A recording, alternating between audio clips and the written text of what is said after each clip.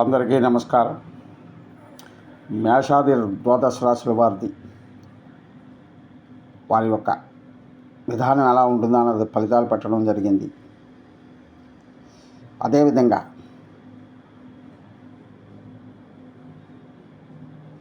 పలు విషయాల మీద పలు వీడియోలు చేయడం కూడా జరిగింది.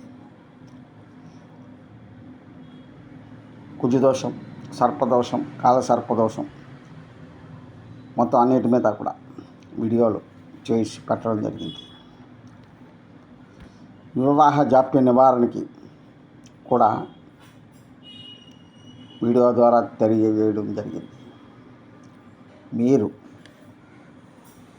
మా యొక్క ద్వాదశ రాశుల యొక్క భావాలు ఏ విధంగా ఉంటాయి అన్నది తెలియజేయడం జరిగింది. మీరందరూ కూడా మీ ద్వాదశ రాశుల భావాలు చూసుకుని మీ అభిప్రాయం